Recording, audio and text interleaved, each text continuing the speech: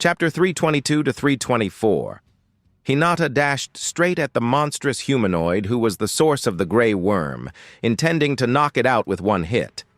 Unfortunately for her, she was spotted far too soon by Tayuya, its summoner. Tayuya didn't let it show, though. Her back was turned to Hinata, and it stayed that way. The only thing she did was bring her flute to her mouth, not something an inexperienced ninja would suspect being in any way a threat.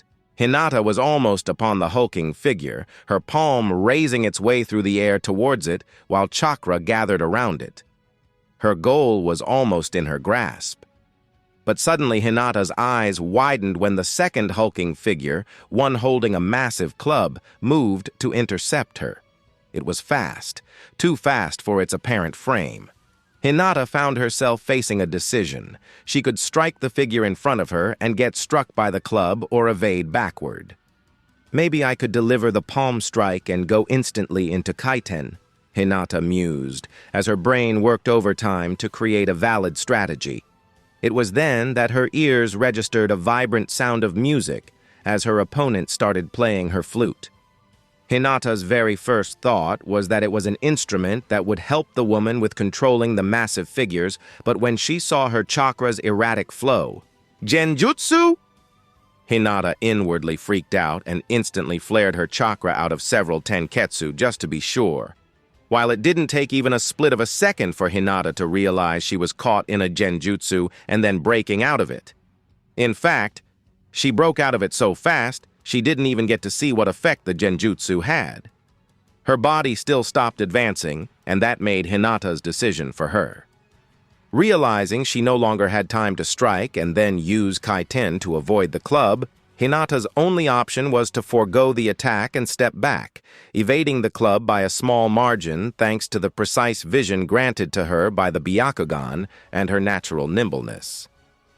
As the club crashed into the ceiling on which they all stood, Hinata used the situation to her advantage and swapped her Hyuga fighting style into the snake taijutsu style taught to her by Anko. Her hand instantly grabbed the club, and the girl hurled her body above it, snapping her feet towards the humanoid monster holding the club. Her foot smashed into the monster's head with her whole momentum behind the kick, snapping said head back and sending the figure flying. A moment later, the monstrous humanoid poofed into a copious amount of smoke. Summon, huh? Hinata fell to the ground into a crouch, briefly pondering if she should use her momentum against the ground as a springboard and try to take out the gray worm producer nearby when a soft melody entered her ears again. Tayuya was incredibly shocked when the little girl managed to break out of her genjutsu in under a second. It made her turn around and pay more attention to her own fight. She completely stopped trying her distraction tactics above the bridge and recalled the gray worm back. Her opponent clearly needed her full attention. Nobody, not even other members of the Sound Four, could manage such a feat. There was a reason why she was one of the foremost elite ninjas of the Sound Village.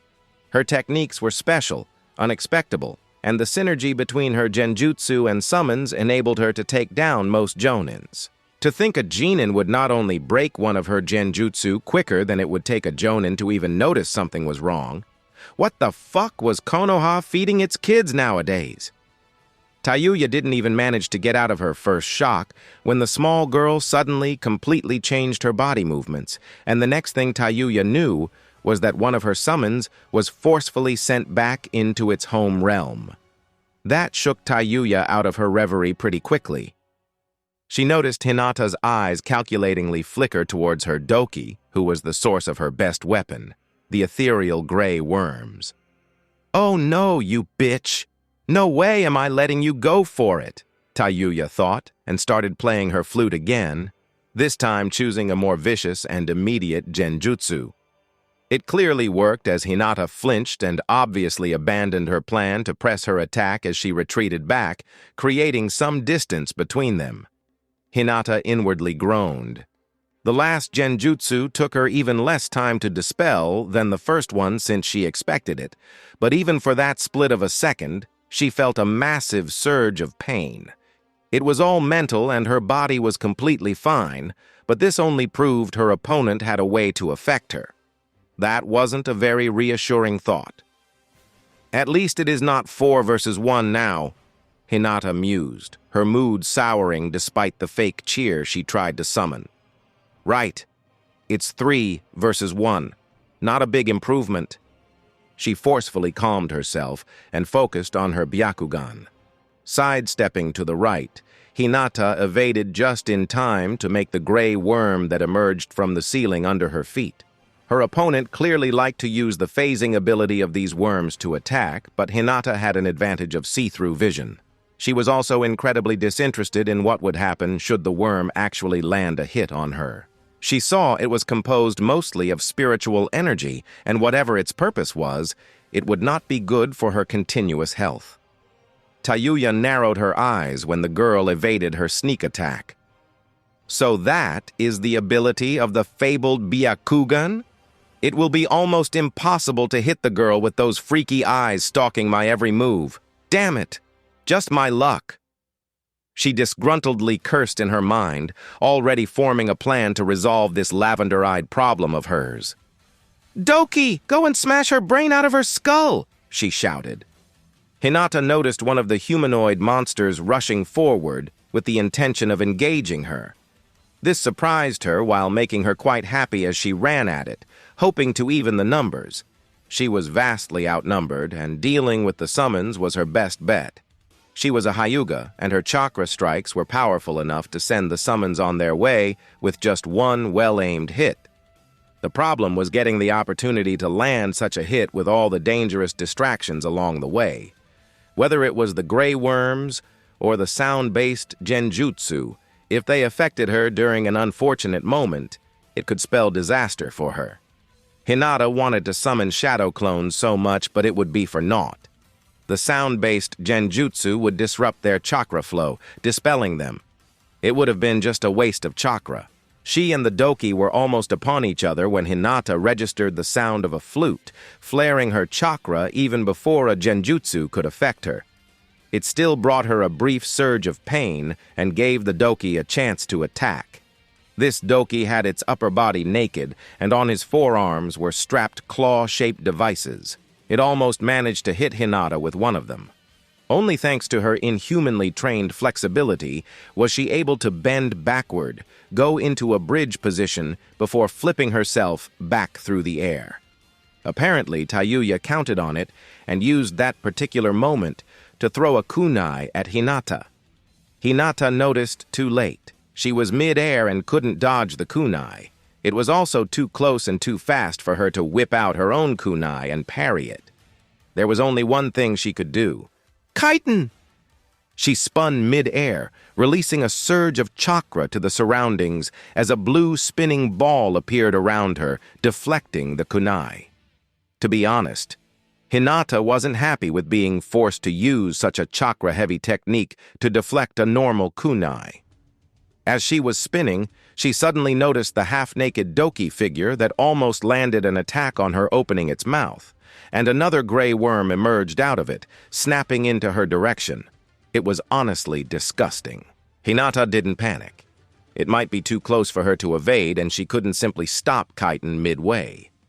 That said, she was mid-Kaiten, so the energy-based worm should be easily repel. "Got you, bitch!"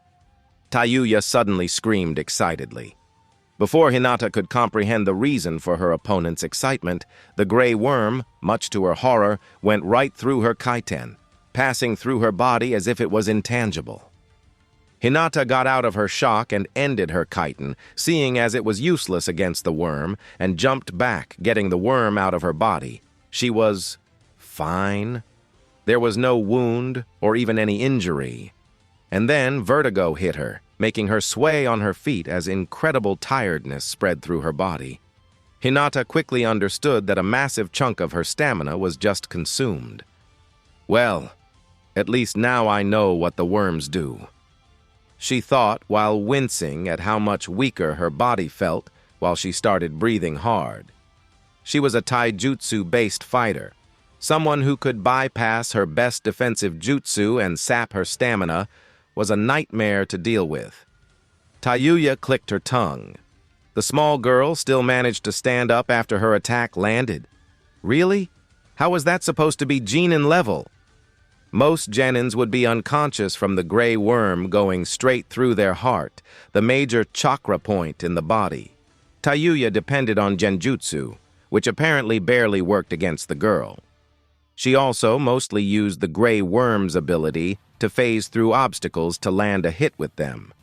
Someone who could see through things was a nightmare to deal with for her fighting style.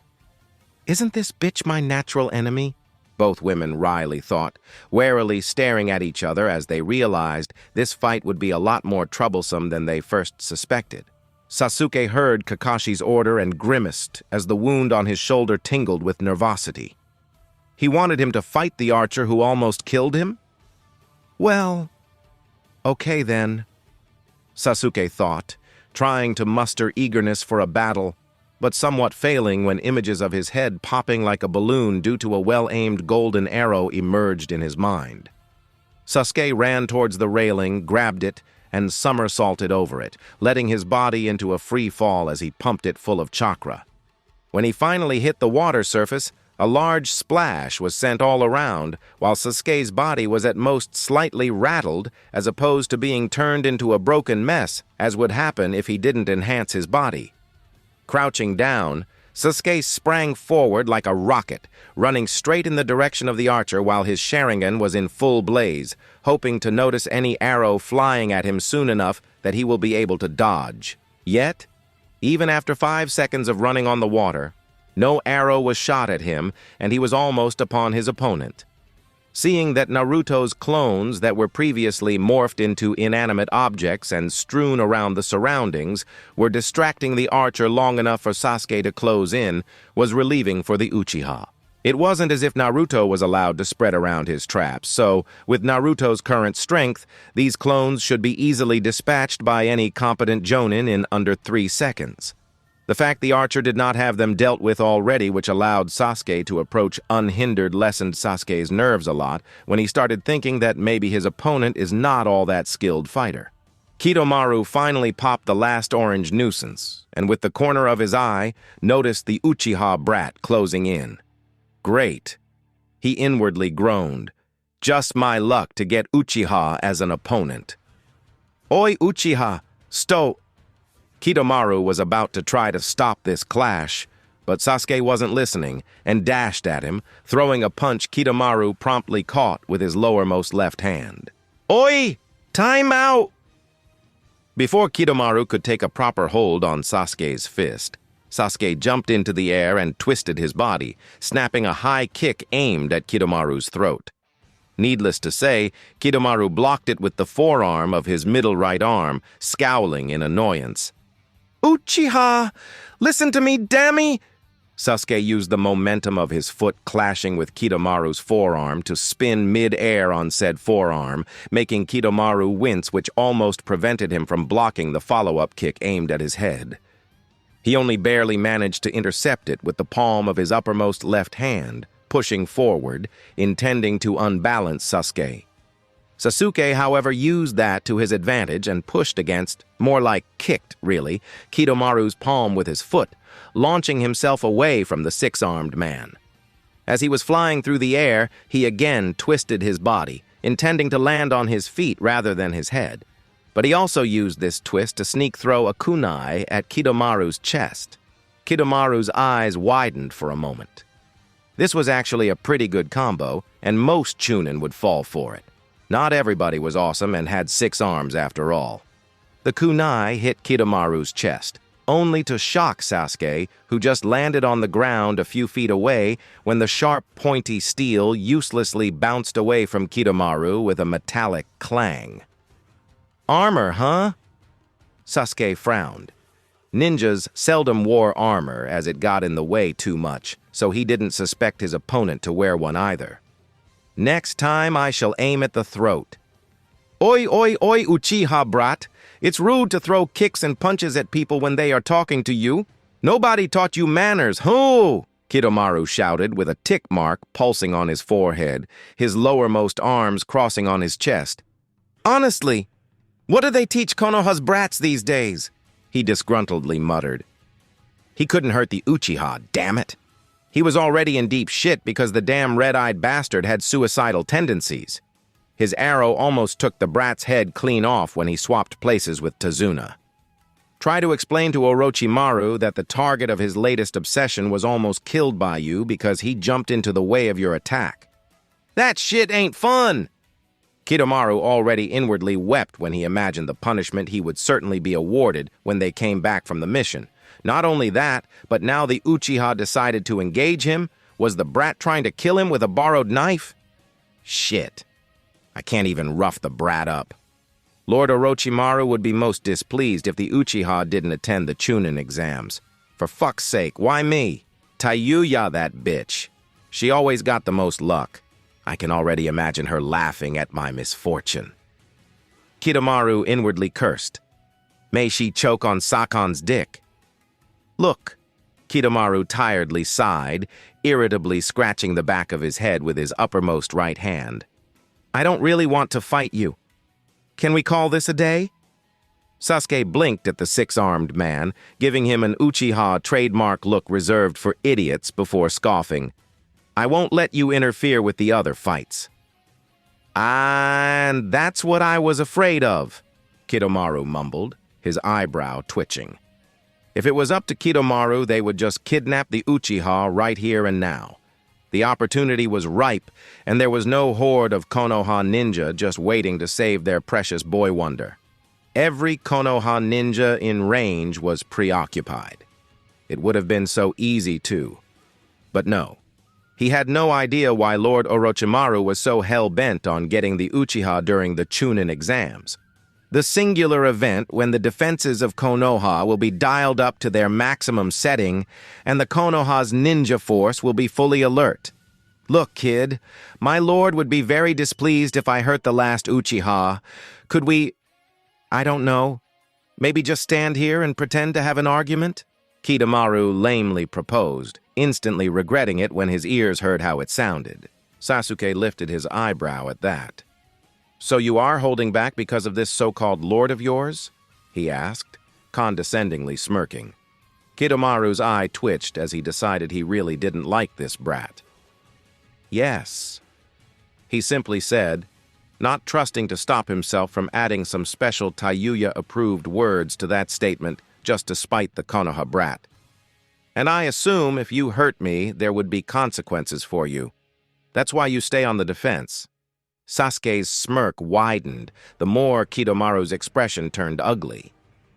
Yes, Kidomaru barely croaked out, hoping, for all that is holy in Orochi land, that the bastard is not intending to do what he suspected would happen next.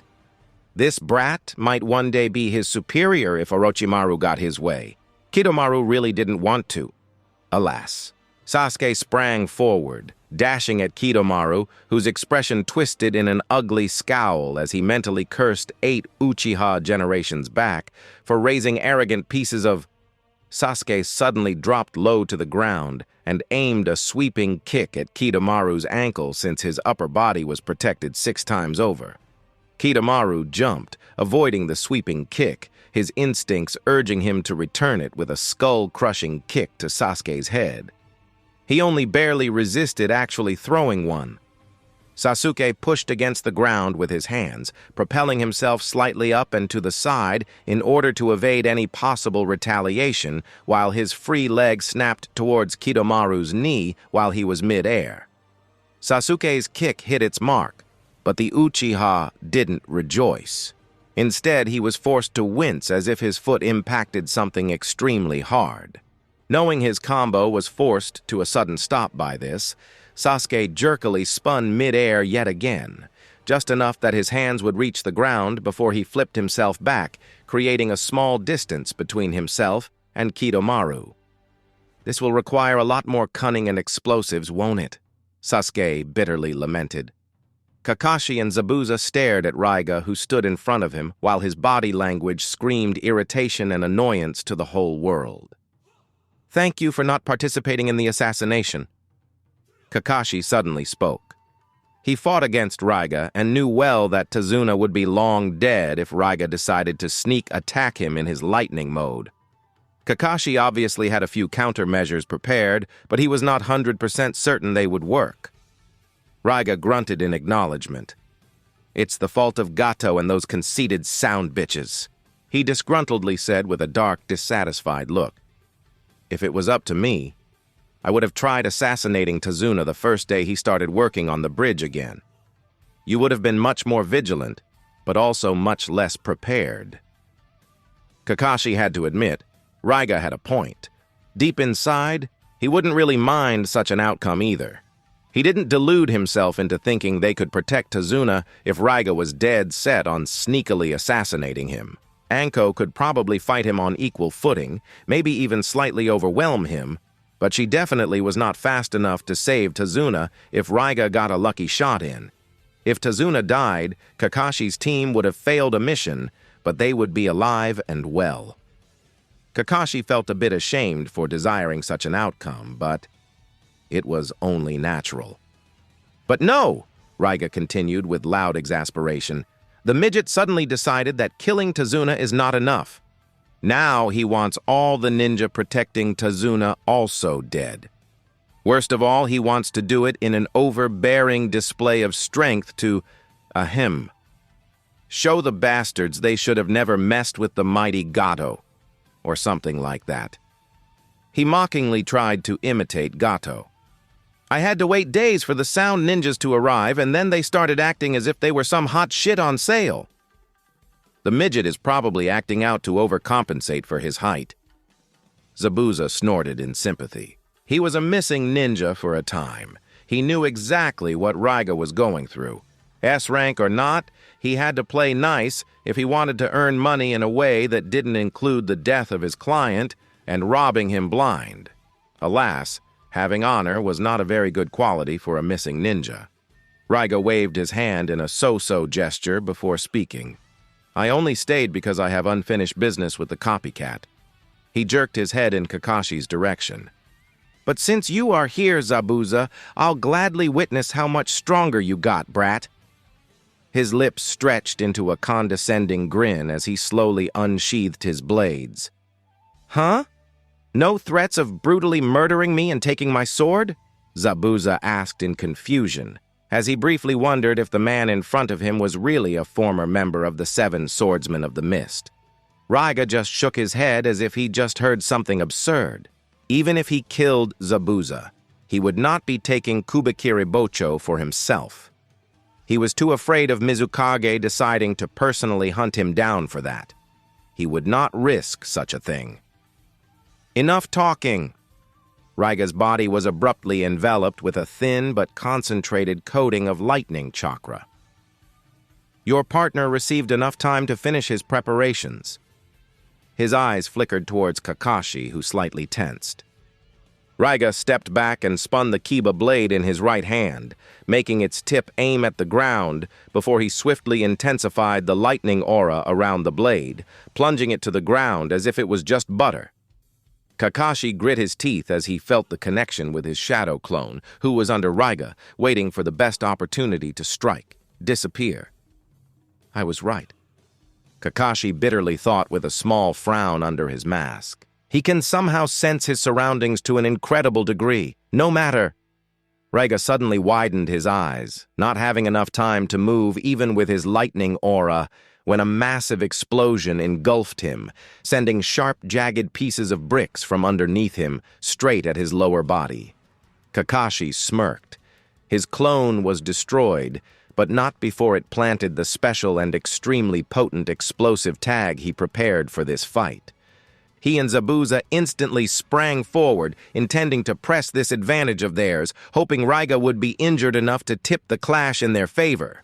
When they were halfway the distance to their target, Raiga suddenly pulsed his chakra, creating a small shock wave that dispersed the dust in the air from the explosion, showing he was completely unscathed. Unlike Raikage's lightning armor, Raiga's lightning release. Full body activation didn't possess extreme defensive capabilities, but it was still made of a dense lightning aura coating his body. Hence, an explosion and shrapnel were not enough to penetrate through it.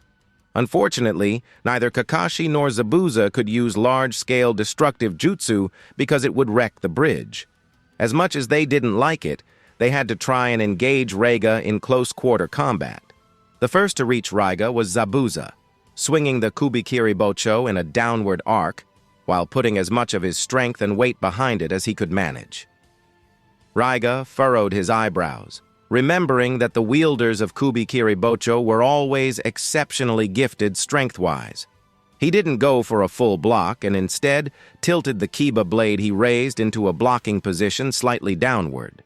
Kubikiri-Bocho and Kiba blade clashed, sending a mix of blue and orange sparks into the air as chakra metal ground against chakra metal. Raiga's arm buckled under the weight of Zabuza's strike. His initial assumption was totally correct, and Zabuza's strength was massive. He must have trained a lot in the last few years, Raiga idly thought, as he tilted the tip of the blocking Kiba blade a bit more towards the ground, slowly letting the Kubikiri-Bocho slide alongside it to the side, mitigating most of the force from Zabuza's strike. "Kuchiyose no Jutsu," Raiga suddenly heard from behind Zabuza, making him show a surprised expression. He expected Kakashi to team up with Zabuza for the initial strike. That's why he blocked Zabuza's slash with only one of his blades. He needed the second prepared to deal with whatever attack the copycat pulled out of his ass. He, however, didn't expect that.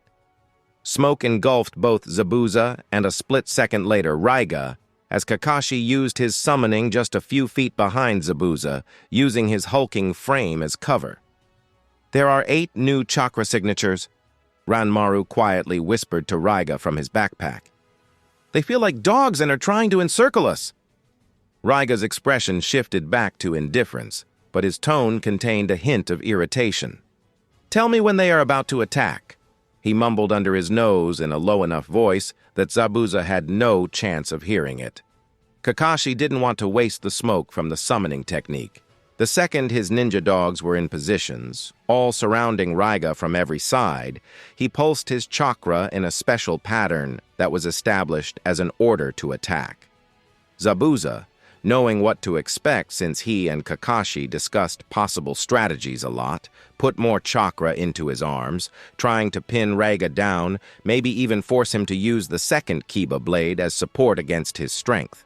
As Kakashi's dogs neared their target, Kakashi couldn't help but feel a bad premonition while he was in the middle of doing hand seals necessary to call forth Chidori. He was about finished with them too, when he senses a flicker of lightning chakra originating from Raiga's position, causing him to widen his eyes in alarm. He stopped needing his chakra for Chidori and instead quickly pulsed his chakra for retreat order, but he was far too late. Out of nowhere, a lightning strike descended straight at Kiba blade, blocking Zabuza's Kubikiri-Bocho, causing Zabuza to feel as if a horse kicked him in the chest. All air forcefully left his lungs. Zabuza recognized this technique and knew it was not over yet. He instantly forfeited the clash of blades and jumped slightly back, in the hope to avoid most of the follow-up, while putting the blade of Kubikiri-Bocho in front of himself as a makeshift shield. At this time, Kakashi's dogs were just a few feet from Raiga, but then a surge of concentrated lightning chakra in the shape of a dome spread outwardly from Raiga's position, frying everything in its path. One after another, the dogs burst in smoke, unsummoning themselves because of the extensive burns they suffered. Zabuza was a bit luckier, as he managed to mitigate most of the damage thanks to Kubikiri-Bocho. When the initial surge of Raiga's technique smashed against his sword, it gave Zabuza enough momentum to propel him out of its range. He evaded the worst of it and only suffered small burns. Kakashi watched the smoke disperse with the burst of the lightning dome, feeling his connection to his summons to disappear one after another in quick succession, while Zabuza landed next to him, sliding a bit on the ground to stop his momentum, wincing as his hand was slightly burned. "We underestimated him," Kakashi darkly muttered as the realization struck him. Raiga was not only a swordsman, being the Kiba wielder meant also being the foremost expert on lightning techniques in Kirigakure. "Yeah, we should never have assumed he would rely only on swordsmanship," Zabuza gruffly admitted, miffed at himself for forgetting this fact. In his defense, it was over a decade since Kirigakure actually possessed the Kiba blades. Maybe I will be really forced to use that. He grimaced.